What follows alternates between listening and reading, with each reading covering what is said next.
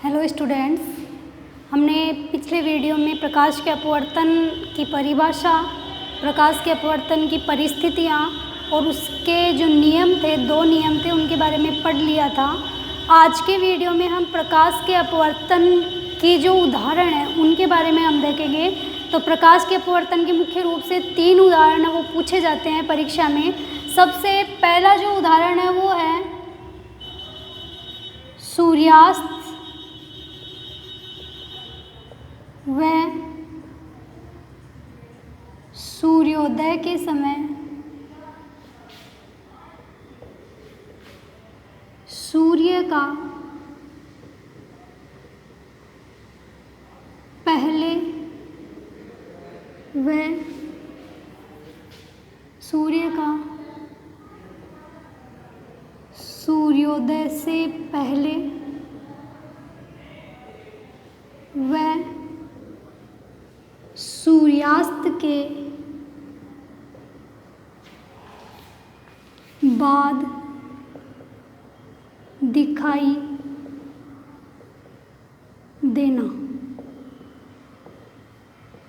ठीक है, सूर्यास्त व सूर्योदय के समय सूर्य का सूर्योदय से पहले व सूर्यास्त के बाद दिखाई देना, इसका रीज़न क्या है, ये क्वेश्चन आता है। तो सबसे पहले हम इसका डायग्राम देखते हैं। अगर एक शब्द में उसका उत्तर देना हो तो वातावरणीय अपवर्तन के कारण होता है। ये किसकी वजह से होता है? ये वातावरणीय अपवर्तन के कारण होता है। ठीक है, लेकिन इसका एक शब्द में आएगा नहीं, आपको डिटेल में समझाना पड़ेगा। तो डिटेल में देखते हैं हम। डायग्राम के अनुसार देखना है, डायग्राम के अनुसार ही आपको अपनी लैंग्वेज बनानी है। ये है आपकी पृथ्वी, अर्थ, और इसके चारों ओर हमारे चारों तरफ जो वायुमंडल पाया जाता है, वातावरण। ये पृथ्वी के चारों ओर है इसका वातावरण या वायुमंडल। ठीक है, यहाँ पे हमने इमेजिन किया है कि ये कौन सा पॉइंट है, नॉर्मल पॉइंट है, मतलब क्षितिज रेखा है, क्षितिज भाग है सूर्य का। ये अपनी पृथ्वी है, उसका क्षितिज भाग है, तो इसको हम नॉर्मल मान सकते हैं, अभिलंब मान सकते हैं। अब बात करते हैं हम, इधर तो हो रहा है सूर्योदय, डायग्राम जरूर बनाना है आपको, और यहाँ पे हो रहा है आपका सूर्यास्त। तो देखते हैं, शुरुआत में मैंने आपको बताया था कि 2 मिनट का अंतर रहता है। 2 मिनट बाद में सूर्योदय होता है, हमें वो पहले ही दिखाई देता है। ये क्यों दिखाई देता है? यहाँ पे सूर्य है वो उदय हो रहा है, मतलब अभी दिखाई नहीं दिया है। सूर्य है वो यहाँ पर है, ये प्रकाश की किरण है वो कहाँ गिरेगी? इस अभिलंब के ऊपर गिरेगी। तो इंसिडेंट रे हो गई, मतलब अपवर्तित किरण हो गई।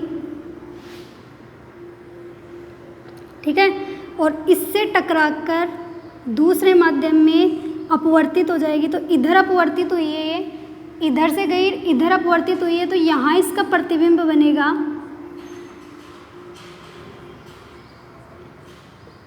तो एक्चुअल में सूर्य कहाँ पर है? यहाँ है, लेकिन अपवर्तन के कारण सूर्य हमें यहाँ पे, देखो ये वातावरण आ गया, तो वातावरण आते ही ये नॉर्मल का काम कर रहा है। ये जो भाग है वो आपके परावर्तक अपवर्तक पृष्ठ की भांति कार्य कर रहा है, तो इससे टकराकर ये अपवर्तित हो जाएगी। और सूर्य है तो यहाँ पे, लेकिन इसका प्रतिबिंब हमें यहाँ दिखाई देता है।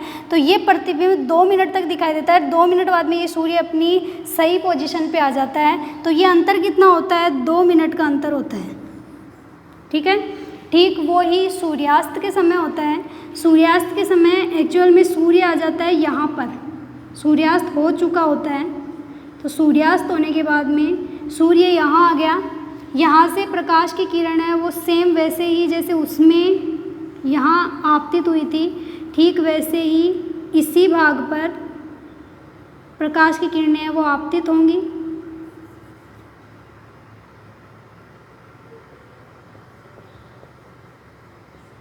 और आपतित होने के बाद में इधर अपवर्तित हो जाएगी। तो यहाँ पर इसका प्रतिबिंब बनेगा।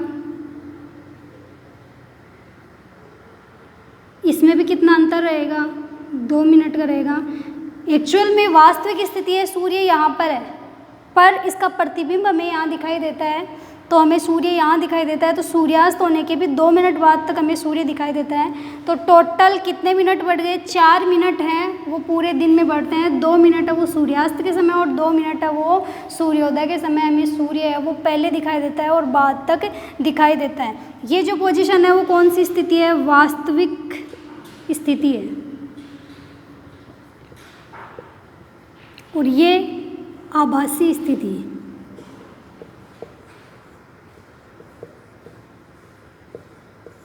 ये वास्तविक स्थिति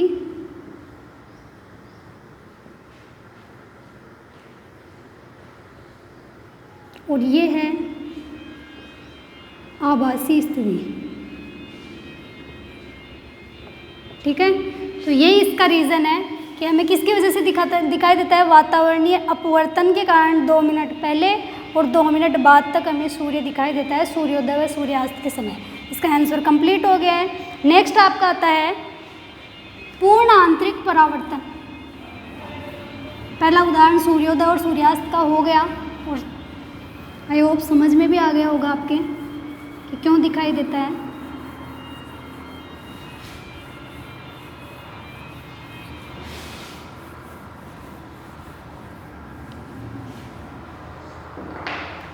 ये इम्पोर्टेंट है जो अब पढ़ा रही हूँ, सूर्योदय वाला भी इम्पोर्टेंट है, लेकिन अब जो बता रही हूँ वो मोस्ट इम्पोर्टेंट है। पूर्ण आंतरिक परावर्तन ऑलमोस्ट हर ईयर में आप मान सकते हो। टॉपिक का नाम अपवर्तन है, लेकिन यहाँ पे नाम आ रहा है परावर्तन, इसलिए भी ये इम्पोर्टेंट है क्योंकि ज़्यादातर ये सोचते हैं भाई अपवर्तन में परावर्तन का क्या काम है, लेकिन यहाँ पे ये परावर्तन ही है। तो ध्यान देना, जैसे ही ये कोई आपका अपवर्तक पृष्ठ है और ये नॉर्मल है, इसमें आपको 3 डायग्राम बनाने हैं एक साथ।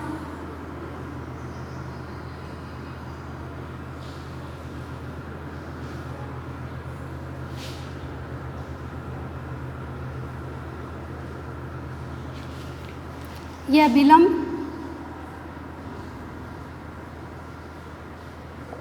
ये अभिलंब और ये भी अभिलंब है।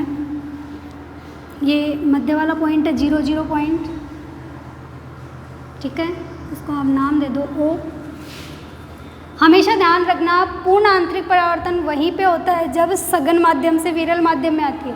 कोई भी प्रकाश की किरण जब सघन माध्यम से विरल माध्यम में आती है तभी प्रकाश का परावर्तन पूर्ण आंतरिक परावर्तन होता है। तो आप यहाँ माध्यम लिखोगे तो माध्यम में आपको क्या लिखना है, सघन माध्यम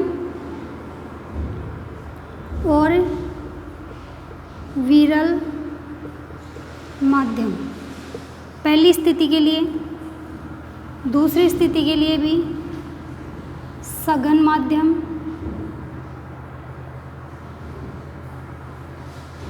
और विरल माध्यम, और तीसरी स्थिति के लिए भी सघन माध्यम व विरल माध्यम। ये 3 अलग अलग डायग्राम है। ये इसके साथ जुड़ा हुआ है और ये इसके साथ जुड़ा हुआ है। ठीक है, बनाते हैं डायग्राम इसका। सबसे पहले यहाँ पर कोई प्रकाश की किरण है वो आपतित हो रही है। ठीक है, तो आपको पता है जब आपतित होगी तो ये अभिलंब से क्या हो जाएगी, दूर हट जाएगी। ये आपने पढ़ा है, एंगल R, एंगल I। ठीक है, ये है आपकी आपतित किरण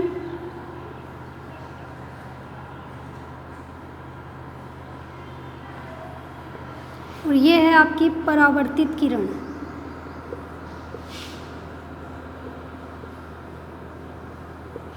ओके, तो देखो ये यहाँ पर आपको नॉर्मल जो आपने बनाए थे, परावर्तित नहीं सॉरी अपवर्तित किरण, ये अपवर्तन पढ़ रहे हैं हम। ये नॉर्मल वही डायग्राम है जो आपने पहले बना लिया। तो पहली पोजीशन है उसमें तो नॉर्मल डायग्राम बना दोगे। दूसरी पोजीशन में क्या करना है, ये जो आपतित किरण है, ये जो कोण बन रहा है, इस कोण को आपको क्या करना है, बढ़ाना है, इसके मान को इंक्रीज करना है, बढ़ाना है। तो जब आप इसके मान को बढ़ाओगे, ठीक है, जो कोणाई है उसको आप रेगुलरली मतलब थोड़ा सा इधर लेके आओगे, ये जो लाइन है इसको थोड़ा सा आपने इधर किया,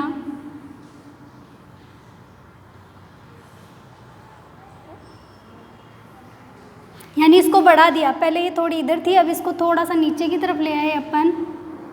तो ये जो आपका ये कोण है ये थोड़ा ऊपर की तरफ जाएगा, ठीक है, मतलब जैसे जैसे इसको बढ़ाएंगे वैसे वैसे ये इधर जाता जाएगा, विरल माध्यम में ऊपर की तरफ जाता जाएगा।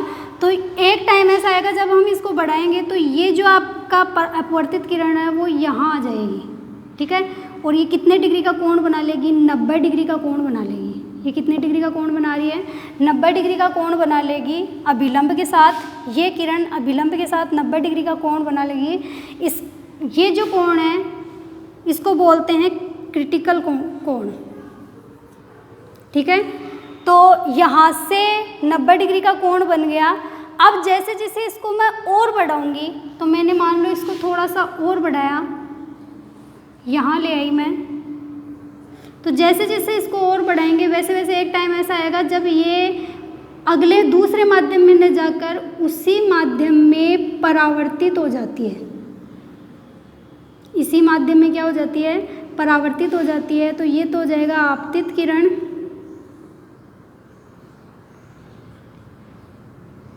और ये होगी आपकी परावर्तित किरण। देखो बाकी में सब अपवर्तित किरण नाम आ रहा था, इसमें नाम आएगा आपका परावर्तित किरण। ये भी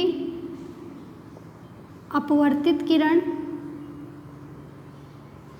और ये है आपका परावर्तित किरण। ये जो 90 डिग्री कोण होता है इसको बोलते हैं क्रिटिकल पॉइंट या क्रांतिक कोण बोला जाता है, ठीक है। तो क्रांतिक कोण से और मान आगे बढ़ाने पर ये किरण अपवर्तित न होकर उसी माध्यम में परावर्तित हो जाती है। इसी घटना को क्या बोला जाता है, पूर्ण आंतरिक परावर्तन कहा जाता है, ठीक है। जब कोई प्रकाश की किरण किसी परावर्तक पृष्ठ पर आपतित होती है तो वह अभिलंब से दूर हो जाती है। जैसे जैसे आपतन कोण का मान बढ़ाया जाता है वैसे वैसे एक टाइम ऐसा आता है जब ये 90 डिग्री का कोण बनाती है विलंब के साथ, उस कोण को बोला जाता है क्रांतिक कोण। क्रांतिक कोण से मान और बढ़ाने पर एक वक्त ऐसा आता है जब ये अपवर्तित न होकर परावर्तित हो जाती है। इस घटना को प्रकाश का पूर्ण आंतरिक परावर्तन कहा जाता है। ये आपका दूसरा नंबर का उदाहरण है वो पूरा हो गया है।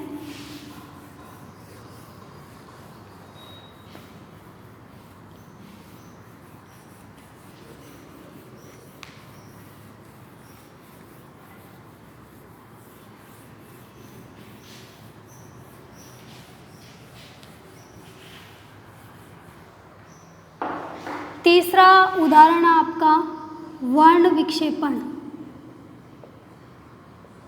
वर्ण विक्षेपण, इसके बारे में भी समझा देती हूँ मैं। ये हमने कोई प्रिज्म लिया, प्रिज्म कांच का बना हुआ होता है, पूरा कांच से भरा हुआ होता है, फिल होता है और त्रिभुजाकार होता है। तो हमने कोई प्रिज्म लिया और इसमें से कोई प्रकाश की किरण हम गुजार रहे हैं, ठीक है। ये कोई प्रकाश की किरण है वो इसमें से होकर गुजर रही है। जैसे ये इसमें से होकर गुजरेगी, गुजरने के बाद में ये देखो पहले कौन सा माध्यम था, जो विरल माध्यम था, और बाद में ये कांच का पूरा भरा हुआ है, ये प्रिज्म है, तो ये कौन सा माध्यम हो गया, सघन माध्यम हो गया। तो विरल से सघन माध्यम में जैसे ही आती है तो ये कितने रंगों में विभाजित हो जाती है, 7 रंगों में विभाजित हो जाती है,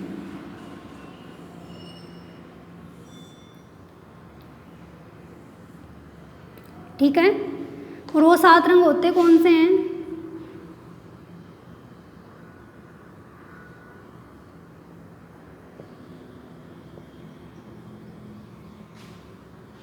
इंग्लिश में भी लिख देती हूँ मैं।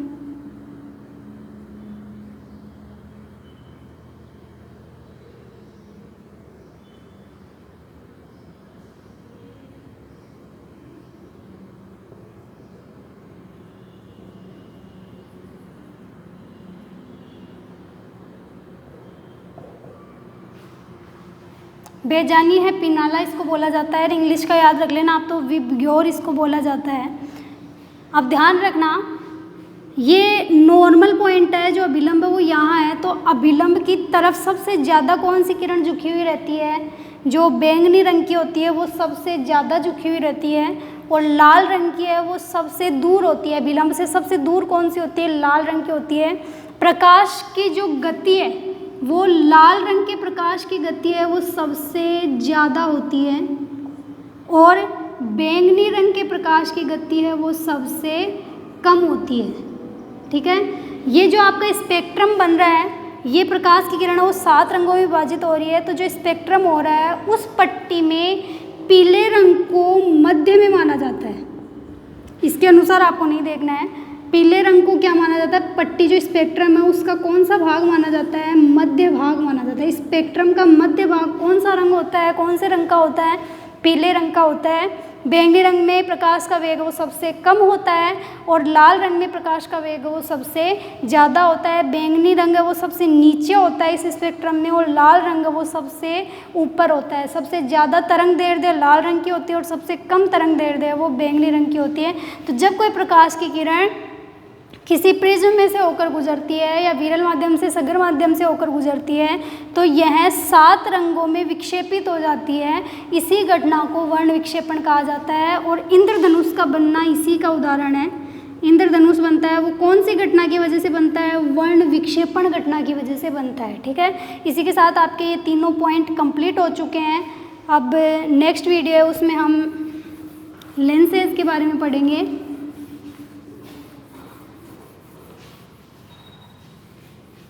आज के लिए इतना काफ़ी है।